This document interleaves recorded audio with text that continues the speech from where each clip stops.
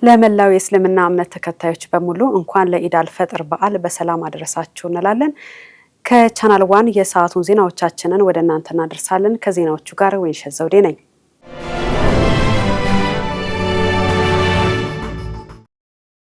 ፕሬዝዳንት ታዬ አጽቀሥላሴ ለ1447ኛው ኢድ አልፈጥር በዓል የእንኳን አደረሳችሁ መልእክት አስተላለፉም።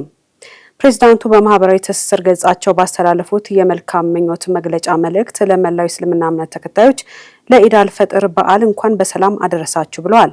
በዓሉ የሰላም፣ የአንድነት፣ የፍቅርና የመተሳሰብ እንዲሆንም መልካም ምኞታቸውን ገልጸዋል። በእስልምና እምነት ተከታዮች ዘንድ ቅዱስ የሆነው የረመዳን ወር የጾም ወቅት ተጠናቆ ዛሬ የኢድ አልፈጥር በዓል እየተከበረ ነው። እምነቱ የጨረቃ ዑደት ላይ የተመሰረተ የቀን አቆጣጠር ስለሚጠቀም የረመዳን ወር የሚጀመርበት ጊዜ በየዓመቱ ይቀያየራል። እንዲሁም የጾም ወቅት መጠናቀቂያ ዕለትም የሚወሰነው በዚሁ ሂደት ነው። የዘንድሮ 1447ኛው ኢድ አልፈጥር በዓል በተለያዩ ከተሞች በድምቀት የተከበረ ሲሆን በአዲስ አበባ ህዝበ ሙስሊሙ ረፋድ ላይ በአዲስ አበባ ስታዲየም ተገኝቶ የኢድ ሶላት ስነ ስርዓት አካሂዷል። ዝርዝሩ የጸጋነሽ ተሰማ ነው። በረመዳን ወር አብዛኞቹ የእምነቱ ተከታዮች በየቀኑ ጀንበር ወጥታ እስከምትጠልቅ ድረስ ከ29 እስከ 30 ለሚሆኑ ቀናት ይጾማሉ። በቀን ውስጥ ለሰዓታት ያህል ምግብም ሆነ መጠጥ ባፋቸው አይዞርም። በአብዛኛው ጾምን መፍታት ወይም አለመጾም የሚቻለው ከጤና ጋር በተያያዘ ነው። የእምነቱ ተከታዮች እንደሚኖሩባቸው የዓለም ክፍሎችና ወቅቶችም በየቀኑ የሚያሳልፏቸው የጾም ሰዓታት ይለያያሉ። አንዳንዶች በቀን እስከ 20 ሰዓታት ድረስ መጾም ይኖርባቸዋል። ለዚህም ምክንያቱ በተለያዩ የዓለም ክፍሎች ውስጥ ያለው ፀሐይ የምትወጣበትና የምትጠልቅበት ጊዜ መለያየቱ ነው። በዘንድሮ የረመዳን ወቅት በደቡባዊ ንፍቀ ክበብ የሚገኙ አገራት በበጋ ወቅት ላይ ነው የሚገኙት። በዚህ ወቅት ቀኑ ከሌሊቱ ረዥም ነው። ይህም በክረምት ወራት ከሚውለው የረመዳን ወቅት በበለጠ ለብዙ ሰዓታት እንዲጾሙ ያደርጋቸዋል። ለምሳሌ በዚህ የረመዳን ወቅት በደቡባዊ ንፍቀ ክበብ ላይ በምትገኘው የቺሊዋ ደሴት ፒዮርቶ ዊሊያምስ ጾም ከማለዳው 12 ተኩል እስከ ምሽት 3 ሰዓት ድረስ ይዘልቃል። በኖርዌይ የምትገኘው ሎንጊርባይን ደሴት ደግሞ በዓለማችን ሰሜናዊ ንፍቀ ክበብ ዳርቻ ላይ የምትገኝ ከተማ ወይም ቋሚ መኖሪያ ተደርጋ የምታስብ ሲሆን የዘንድሮ የረመዳን ጾም የሚጀምርበት ጊዜ የቀኑ ርዝማኔ ከረፋዱ 4 ሰዓት እስከ 7 ተኩል ድረስ የሚሸፍን ነው። በዚህም የሚኖራት የጾም ሰዓታት 2 ሰዓት ተኩል ብቻ ሆኗል። አብዛኛው በደቡባዊ ንፍቀ ክበብ የሚኖሩ ሙስሊሞች ጾማቸውን ለመፍታት ወይም ለማፍጠር ብዙ ሰዓታትን መጠበቅ ይኖርባቸዋል። በአርጀንቲና መዲና ቦይነስ አይረስ የሚኖሩ ሙስሊሞች በረመዳን የመጀመሪያ ቀናት በቀን ለ13 ሰዓታት ከ15 ደቂቃ ያህል ጾመዋል። በሁለቱ ከተሞች በረመዳን ወር መገባደጃ ወቅት የጾም ሰዓታት በ1 ሰዓት ያህል ቀንሰዋል። በግሪንላንዷ መዲና ኑክ ረመዳን ሲጀምር የጾም ሰዓታት 9 የነበሩ ሲሆን ወሩ እያለቀ ሲመጣ ከ12 ሰዓት በላይ ሆኗል። ሆኖም በከፍታ ቦታዎች ላይ ለሚገኙ የዓለም ክፍሎች የዚህ ዓመቱ ረመዳን የዋለበት ቀኑ በረዘመበት በምዕራባውያኑ የበጋ ወራት ላይ ከነበረው ጊዜ አንጻር የተሻለ ነው ተብሏል። በኖርዌይ በሩሲያና በግሪንላንድ ረመዳን በበጋ ወቅት በሚውልበት ወቅት ሙስሊሞች እስከ 20 ሰዓታት ሊጾሙ ይችላሉ። በሰሜናዊ ንፍቀ ክበብ ባሉ አካባቢዎች ከባለፈው ዓመት ጋር ሲነጻጸር የጾም ሰዓታት አጭር ናቸው። ይህም ቅዱሱ ወር ታህሳስ ወር ላይ እስከሚውልበት እስከ አውሮፓውያኑ 2030 ድረስ በየዓመቱ እየቀነሰ ይሄዳል። በደቡባዊ ንፍቀ ክበብ ደግሞ እስከ 2030 ድረስ የጾም ሰዓታት በየዓመቱ እየረዘሙ ይሄዳሉ። በረመዳን ወቅት መጾም ከእስልምና 5 ምሰሶዎች አንዱ ነው። በደቡብ ምስራቅ ኢትዮጵያ በባሌ ዞን የሚገኘው ድሬ ሼህ ሁሴን ከመንፈሳዊ ስፍራነቱ ባለፈ የጥንታዊ ስልጣኔና የጥበብ መገለጫ ነው። በኢትዮጵያ ካሉ የተቀደሱና ታሪካዊ የእስልምና ሃይማኖት ማዕከላትም ቀዳሚውን ስፍራ ይዛል። ማዕከሉ ከባሌ ተራሮች ብሔራዊ ፓርክ አቅራቢያ ይገኛል። ዝርዝሩ የአማሩ ገብሩ ነው። በ13ኛው መቶ ክፍለ ዘመን ቅዱስና ምሁር ናቸው በሚባልላቸው ሼክ ኑር ሁሴን ቤል ማልካ በሌላ መጠሪያቸው ሼክ ኑር ሁሴን ቤን ኢብራሂም የተመሰረተው ይህ የድሬ ሼክ ሁሴን መንፈሳዊና ታሪካዊ ስፍራ የበርካታ ጎብኚዎች መዳረሻ ከሆኑ ስፍራዎች መካከል አንዱ ነው። ሼክ ሁሴን እስልምናን በማስተማርና የባሌ ሱልጣኔትን በመመስረት የሚታወቁ ሲሆን እርሳቸው ለ250 ዓመታት እንደኖሩም ይነገርላቸዋል። ይህ የድሬ ሼክ ሁሴን ታሪካዊ ስፍራ የህንፃ ጥበቡ የሚደነቅ ነው። በነጭ ቀለም የተቀቡትና በኮን ቅርጽ የተሰሩት ውብ ጉልላቶች የአካባቢውን ገጽታ ለየት ያለ ውበት አጎናጽፈውታል። በዓመት 2 ጊዜ ማለትም በሐጅና በረቢያ ላውል ወራት ከ50 ሺህ በላይ ምዕመናን ኡሌ ሼክ ሁሴን የተባለውን ተምሳሌታዊ ምርኩዝ ይዘው የሚታደሙበት ደማቅ ስነ ስርዓትም በዚሁ ስፍራ ይካሄድበታል። ድሬ ሼክ ሁሴን ሲጎበኙ በቅርብ ርቀት የሚገኙትን የተቀደሱት የሃሮ ሉቁና ሃሮ ድንቁሬ ኩሬዎችን እንዲሁም አስደናቂውን የሶፍ ዑመር ዋሻን ማየት የአካባቢውን የጎብኚዎች መዳረሻነት ይበልጥ ልዩ ስለማድረጉም ይነሳል። በተፈጥሮ የታደለው የባሌ ተራሮች ብሔራዊ ፓርክ አቅራቢያ የሚገኘው ይህ የታሪክ ማዕከል ለሀገር ውስጥና ለውጭ ሀገር ጎብኚዎች የማይረሳ ልምድን እያበረከተ ዛሬም ድረስ ዘልቋል። ኢትዮጵያ ከውጭ ከሚገቡ ምርቶች ጥገኝነት ወደ የአፍሪካ ማኑፋክቸሪንግ ማዕከልነት ለመሸጋገር እየሰራች ነው ተባለ። የጤና ሚኒስትር ዴኤታ ፍሬሕይወት አበበ ከኢትዮጵያ ምግብና መድኃኒት ቁጥጥር ባለስልጣን ከአርማወር ሃንሰን የምርምር ኢንስቲትዩት ከፍተኛ የስራ ኃላፊዎች ጋር በመሆን ከሂውማን ዌል ፋርማሲውቲካል አመራሮችና ኃላፊዎች ጋር የመድኃኒትና ሕክምና ግብዓት አቅርቦትን ለማጠናከር ተወያይተዋል። ኢትዮጵያ ከውጭ በሚገቡ ምርቶች ላይ ካላት ጥገኝነት ወደ የአፍሪካ ማኑፋክቸሪንግ ማዕከልነት ለመሸጋገር የሚያስችል ጠንካራ የመድኃኒት ስርዓት ለመገንባት እየሰራች መሆኑን ሚኒስትር ዴኤታዋ ገልጸዋል። ለዚህም ኢትዮጵያ ለሀገር ውስጥ የመድኃኒትና ሕክምና ግብዓት አምራች ባለሀብቶች ምቹ ስርዓትን መዘርጋቷን ጠቁመው መንግስት ዘርፉን ለመደገፍ ቁርጠኛ መሆኑንም አብራርተዋል። ሂውማን ዌል ለሀገር ውስጥ የመድኃኒት ማኑፋክቸሪንግ የሚያበረክተው አስተዋጽኦ ከፍተኛ መሆኑንና በቀጣይ ስፍራውን አስፋፍቶ ጥናትና ምርምርን ጨምሮበት እስካሁን ባልሰራቸው የመድኃኒትና ሕክምና ግብዓቶች ዙሪያ እንደሚሰራና በቻይና ካለው የምርት ጥራት ደረጃ እኩል በኢትዮጵያ ያለውን እንዲያሳድግም በውይይቱ ተገልጿል። በተጨማሪም አምራች ድርጅቱ ወደ ውጭ የሚልከውን መድኃኒት መጠን እንደሚያሳድግና በሀገር ውስጥም የማስፋፊያ ፕሮጀክቱን እንደሚጀምር ስምምነት ላይ ተደርሷል።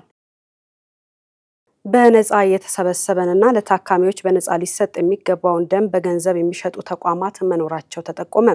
የኢትዮጵያ ደምና ህብረ ህዋስ ባንክ አገልግሎት ይህንን ድርጊት በሚፈጽሙ ላይ ጥብቅ እርምጃ ወስዳለሁ ብሏል። ሄሮዳይ ንጉሴ ተጨማሪ ይዛበታለች።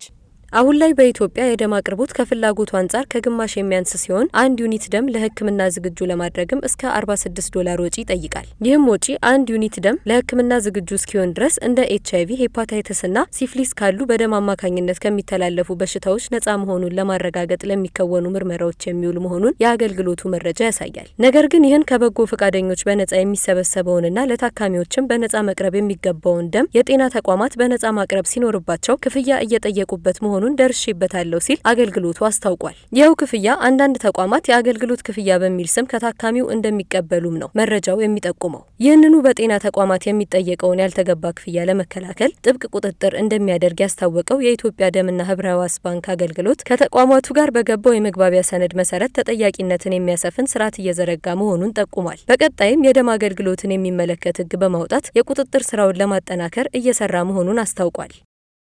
ሐሰተኛ የብር ኖት፣ ክብ ማህተምና ቲተሮች፣ የተለያዩ የግልና የመንግስት ትምህርት ማስረጃዎች፣ የተሽከርካሪ መንጃ ፈቃድ፣ የቀበሌ መታወቂያዎችንና ሌሎች ሐሰተኛ ሰነዶችን ሲያዘጋጁ የነበሩ ግለሰቦች በቁጥጥር ስር ውለዋል። ለዝርዝሩ አማሩ ገብሩ። የኢትዮጵያ ፌዴራል ፖሊስ ወንጀል መከላከል ጠቅላይ መምሪያ የአድማ መከላከል ፖሊስ መምሪያ ከአዲስ አበባ ፖሊስ ጋር በጋራ በመቀናጀት በማህበረሰቡ ጥቆማ መሰረት የተለያዩ ሐሰተኛ ሰነዶችን ሲያዘጋጁ የነበሩ 2 ግለሰቦችን በቁጥጥር ስር መዋሉን አስታውቋል። የአድማ መከላከል ፖሊስ መምሪያ ኦፕሬሽን ምክትል አዛዥ ኮማንደር ነጻነት ታደሰ እንደገለጹት 2 ግለሰቦች ሐሰተኛ ሰነዶችን ለማጭበርበር ተግባር ለመጠቀም ሲዘጋጁ እንደነበርና በማህበረሰቡ ጥቆማ መሰረት መያዛቸውን ተናግረዋል። በንፋስ ስልክ ላፍቶ ክፍለ ከተማ ወረዳ 11 ሀና ማርያም አካባቢ ላይ በተደረገው የጥምር ኦፕሬሽን የተለያዩ የመንግስትና የተቋም ስምና ማህተሞችን እንዲሁም ሌሎች ሐሰተኛ ሰነዶችን ሲያዘጋጁ ከህብረተሰቡ በደረሰ ጥቆማ እጅ ከፍንጅ መያዛቸው ተገልጿል። ፖሊስ ባከናወነው ፍተሻ ሐሰተኛ የብር ኖት፣ ክብ ማህተብና ቲተሮች፣ የተለያዩ የግልና የመንግስት የትምህርት ማስረጃዎች፣ የተሽከርካሪ መንጃ ፍቃድና የቀበሌ መታወቂያዎችን እንዲሁም መሰል ሐሰተኛ ሰነዶችን በቁጥጥር ስር ውለዋል። የኢትዮጵያ ፌዴራል ፖሊስ ህብረተሰቡ ማናቸውን ማጠራጣሪ ሁኔታዎችና የወንጀል ተግባራትን ሲመለከት በዜጎች መተግበሪያ አፕሊኬሽን፣ በስማርት ፖሊስ ስቴሽን፣ በነጻ የስልክ መስመር 991 እንዲሁም በአቅራቢያው ላሉ የጸጥታ አካላት ቀርቦ መረጃን በማድረስ ተሳትፎውን አጠናክሮ እንዲቀጥል ጥሪ አስተላልፏል። የዘንድሮ መንፈቅ ዓመት የመውጫ ፈተና ከወሰዱ ተማሪዎች መካከል ከ11,000 በላይ የሚሆኑት የፈተና ላይ ስነ ምግባር ችግር ተገኘባቸው።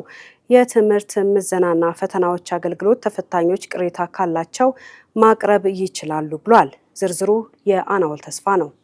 የትምህርት ምዘናና የፈተናዎች አገልግሎት ዋና ዳይሬክተር እሸቱ ከበደ እንደገለጹት ለፈተና ከተቀመጡት ውስጥ 817 ያህል ተማሪዎች በፈተና ወቅት ያልተፈቀዱ እንደ ስልክ፣ ስማርት ሰዓትና አጤሬራ ወይም አጫጭር ማስታወሻዎችን በፈተና ወቅት ይዞ መግባት፣ ክፍል ውስጥ መረበሽ፣ ኮምፒውተሮች ላይ ጉዳት ማድረስ፣ ሌላ ሰው እንዲፈተንላቸው ወይም ለሌላ ሰው ለመፈተን ሞክረዋል። ፈተና ሲሰጡም በቁጥጥር ስር ውለዋል ብለዋል። የእነዚህ ተማሪዎች ውጤትም ሙሉ በሙሉ መሰረዙን ጠቅሰዋል። በሌላ በኩል የፈተና መጀመሪያና መጨረሻ ሰዓት ሕግን ያልተገበሩ 2076 ተፈታኞች ውጤትም እንዲሁ ሙሉ በሙሉ ተሰርዟል። መፈተኛ ክፍል ያለመገኘት፣ አቴንዳንስ በአግባቡ ያለመፈረም ችግሮች መከሰታቸውን በመጥቀስ አቴንዳንሳቸውን በአግባቡ ሪፖርት ሳይሆን ተፈትነናል ያሉ 9561 ተፈታኞች ውጤት ውሳኔ እስኪሰጥበት ለጊዜው በሚል እንዲያያዝ ተደርጓል። አንዳንድ ተፈታኞችም በጤና እክል ምክንያት ከተመደቡበት ቦታ ውጭ በልዩ ሁኔታ ተፈቅዶላቸው ሌላ ጋር ተፈትነው ከሆነ የተዛወሩበትን ሕጋዊ ምክንያትና ያዛወራቸውን ሰው የፈቀደበትን ማስረጃ ሲያቀርቡ ውጤታቸው ይለቀቃል ሲሉም አስታውቀዋል። በዘንድሮ የመንፈቅ ዓመት ፈተና በ11785 ተማሪዎች ላይ የሥነ ምግባር ችግር ያጋጠመ ሲሆን ከነዚህ ውስጥም በተለያየ ጊዜ 2 ጊዜ ለመፈተን የሞከሩ 632 ተማሪዎች በቁጥጥር ስር መዋላቸውን የትምህርት ምዘናና የፈተናዎች አገልግሎት መረጃ ያሳያል።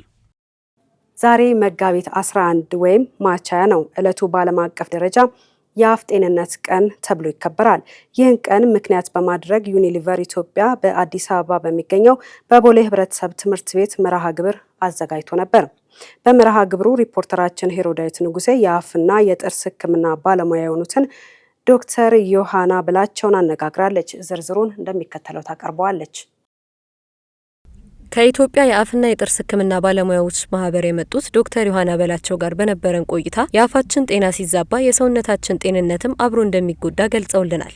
የአፋችን ጤና ከሰውነታችን ጤና ጋር የሚያገናኘው ነገር ምንድነው? አንደኛ የአፋችን ውስጥ ያለው ባክቴሪያም ይሁን ኤኒቲንግ ጤናችን ከተዛባ ወደ ሌላው ሲስተማችን ኢዝሊ የመሰራጨት አቅም ስላለው ነው ወደ ሌሎች ጤናማ ያሉ ወደ ሆኑት ክፍሎቻችን የሚሰራጭ። ለዛም ነው መርሃችን ጤናማ አፍ ለጤናማ ህይወት የሚል መርህ ይዘን የተነሳ ነው ማለት ነው። በአፋችን ወይም ጥርሳችን ላይ አይተን ችላ ልንላቸው የማይገቡ ምልክቶችስ ምን ምን ናቸው? ጥርሳችንን በምንቦርሽበት ሰዓት ላይ የድድ መድባት የሚያጋጥመን ከሆነ፣ ሁለተኛ ነገር ትኩስም ይሁን ቀዝቃዛም ነገር ይሁን ስንወስድ አፋችን ጥርሳችን የመጠስጠስ ስሜት የመሰማት ነገር ከጀመረ፣ እንደገና ደግሞ ጥርሳችን በምናጸዳበት ሰዓት ላይ ምንም አይነት የመቦርቦር ወይ ደግሞ ጥቁር ከለር የመቀየር አይነት ምልክት እየጀመረ ከሆነ ወዲያውኑ በፍጥነት ወደ ጥርስ ሐኪም ቤት በመሄድ አፋችንን ቼክ ማስደረግ አለብን ማለት ነው። የጥርስ ብሩሻችንን በየስንት ጊዜው መቀየር አለብን? የጥርስ ብሩሻችንን በየ3 ወሩ መቀየር አለብን።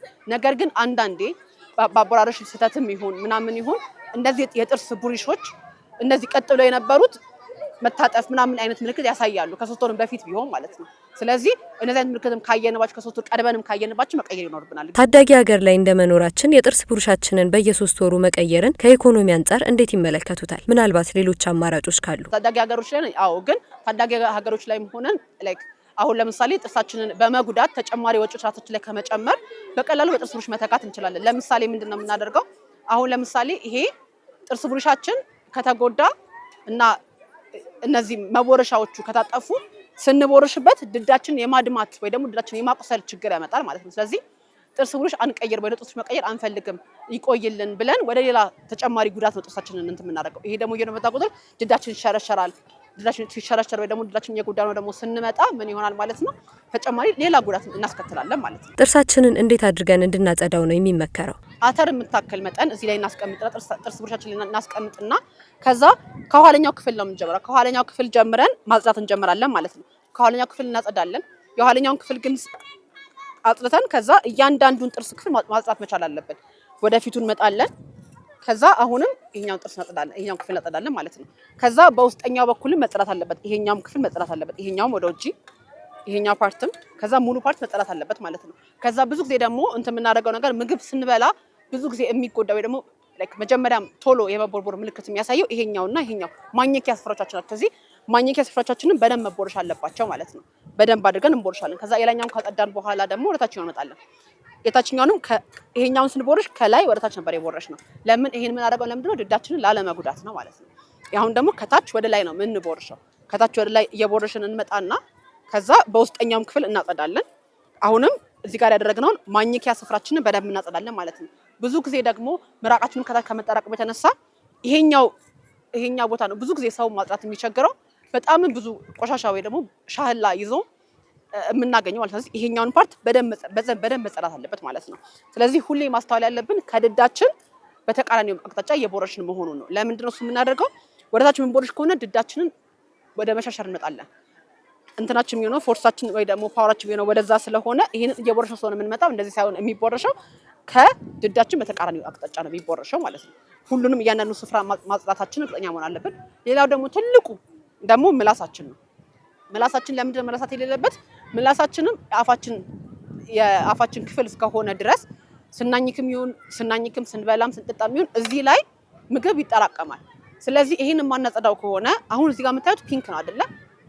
ምላሳችን ላይ ላይት ፒንክ ከለር ናት። ስለዚህ ይሄኛው ከለር እየጠፋ ይመጣና ከላይ ምላሱ ላይ ከቨር እያደረገው ነጭ ነገር እየሸፈነው ይመጣል። እሱ ደግሞ ለአፍ ጠረን እያጋለጠን ይመጣል ማለት ነው። ስለዚህ በእነዚህ በቀላል ነገሮች ጥርሳችንን በማጽዳት ምላሳችንን በየጊዜው በማጽዳት መጠበቅ የምንችለውን የአፍ ጤና እክላችንን እናዛባለን ማለት ነው። ጥርሳችንን በቀን 2 ለ2 ደቂቃ ማጽዳት እንደሚገባንም የባለሙያው መልእክት ነው።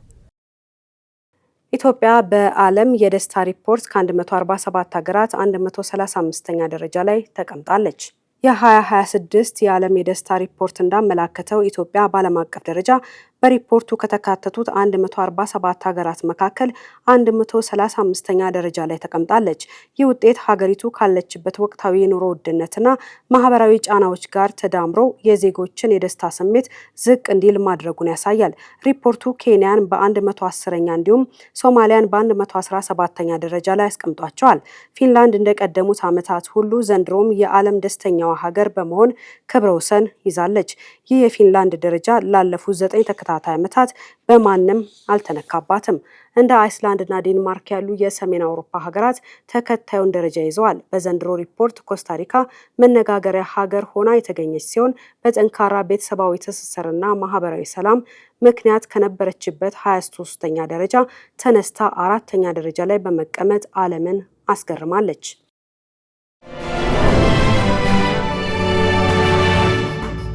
እየተከታተላችሁ ያላችሁት ከቻናል 1 ወደ እናንተ የሚደርሰውን ዜናችንን ነው። አሁን ደግሞ ከውጭ ምንጭ ወዳገኘናቸው መረጃዎቻችን አልፋለን። በኢራን የተሰነዘረው ጥቃት የካታርን የተፈጥሮ ጋዝ የማምረት አቅም በ17 በመቶ እንደሚቀንሰውና ጥገናው እስከ 5 ዓመት ሊፈጅ እንደሚችል ተገለጸ። ዝርዝሩ የአናወል ተስፋ ነው።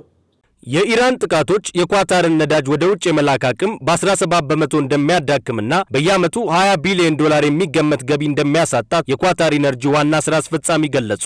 የኳታር ኢነርጂ ዋና ስራ አስፈጻሚ ሳድ አሊ ካቢ ለቢቢሲ በሰጡት መግለጫ በኳታር 14 የጋዝ ማምረቻ መስመሮች መካከል ሁለቱ እንዲሁም ከሁለቱ ጋዝ ወደ ፈሳሽ መቀየሪያ ተቋማት አንዱ ባልተጠበቁ ጥቃቶች ጉዳት ደርሶባቸዋል። ይህንን ጉዳት ለመጠገንና ወደ ስራ ለመመለስ ከ3 እስከ 5 ዓመታት የሚፈጅ ሲሆን በዚህም በዓመት 12.8 ሚሊዮን ቶን ጋዝ ለገበያ ሳይቀርብ ይቀራል ብለዋል። አልካቢ በሰጡት ቃለ ምልልስ ኳታርና ቀጠናው እንዲህ ያለ ጥቃት ይገጥማቸዋል ብዬ በህልሜም በእውኔም ማስቤ አላውቅም። በተለይ በረመዳን ወር አንድ ወንድም የእስልምና ሀገር እንዲህ ያለ ጥቃት መሰንዘሩ የሚታመን አይደለም ሲሉ ገልጸዋል። ይህ ጥቃት የተፈጸመው እስራኤል በኢራን የጋዛ መሰረተ ልማቶች ላይ ጥቃት መሰንዘሯን ተከትሎ ኢራን በገልፍ ሀገራት የነዳጅና የጋዝ ተቋማት ላይ ተከታታይ ጥቃቶችን ከሰነዘረች ከሰዓታት በኋላ ነው።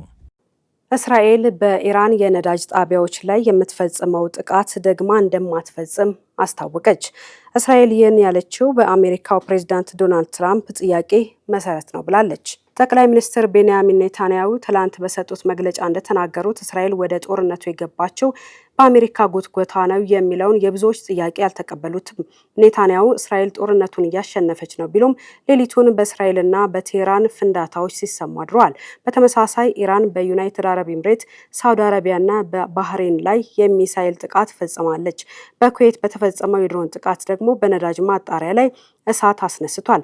በተያያዘ ጠቅላይ ሚኒስትር ኔታንያሁ በትናንትናው ዕለት በኢራቅ ትልቁ የነዳጅ ጣቢያ ላይ የተፈጸመው ጥቃት እስራኤል ብቻዋን የፈጸመችው ነው ሲሉ የትራምፕን አላሳወቀችኝም ሀሳብ ትክክለኝነት አረጋግጠዋል። ዶናልድ ትራምፕ ግሪንላንድን ይወራሉ በሚል ስጋት በጥር ወር ወደ አርክቲክ ደሴቷ ግሪንላንድ ያቀኑት የዴንማርክ ወታደሮች የደሴቲቱን የአውሮፕላን ማረፊያን ለማውደም እየተዘጋጁ ነው ተባለም። የዴንማርክ የህዝብ ሚዲያን ጠቅሶ ቢቢሲ እንደዘገበው አሜሪካ የቬኔዙዌላን ፕሬዝዳንት ኒኮላስ ማዱሮን ከካራካስ አፍና ከወሰደች በኋላ በግሪንላንድም በተመሳሳይ ሁኔታ ሊፈጸም ይችላል የሚል ስጋት አለ። አንድ ስማቸው እንዳይጠቀስ የፈለጉ የዴንማርክ ከፍተኛ ወታደራዊ ባለስልጣን እንደተናገሩት በደሴቲቱ የዴንማርክ ወታደሮች እየሰሩ ያሉትን ለደህንነት ሲባል ከጥቂቶች በስተቀር አብዛኛው ህዝብ አያውቅም ብለዋል። ኢራን በዚህ ዓመት መጨረሻ በዓለም ዋንጫ ለመሳተፍ አቅዳለች። ነገር ግን የቡድን ግጥሚያዎች ሊደረጉ በታቀዱበት ዩናይትድ ስቴትስ ግን መገኘት አትፈልግም። ኢራን አሜሪካን እንጂ የዓለም ዋንጫን አትቃወምም ሲሉ የኢራን እግር ኳስ ፌዴሬሽን ፕሬዝዳንት ተናግረዋል። ፕሬዝዳንቱ መህዲ ታጅ በኢራን ፋርስ የዜና ወኪል በተሰራጨው መግለጫቸው ላይ እንደተናገሩት ለዓለም ዋንጫ እንዘጋጃለን፣ ዩናይትድ ስቴትስ እናወግዛለን፣ ግን ከዓለም ዋንጫ አንቀርም ሲሉም ተደምጠዋል። በሜክሲኮ ሲቲ የሚገኙት የኢራን አምባሳደርና ኤምባሲ ኢራን ከፊፋ ጋር በመደራደር ላይ ነች ያሉ ሲሆን ትራምፕ የኢራን ተጫዋቾች ለሕይወታቸውና ለደህንነታቸው ሲሉ ወደ አሜሪካ መጓዛቸው ተገቢ ነው ብለው እንደማያስቡ አስቀድመው መናገራቸው ይታወሳል። ከሰኔ ወር ጀምሮ የዓለም ዋንጫ በአሜሪካ፣ በካናዳና በሜክሲኮ በሚገኙ 16 ከተሞች ይካሄዳል።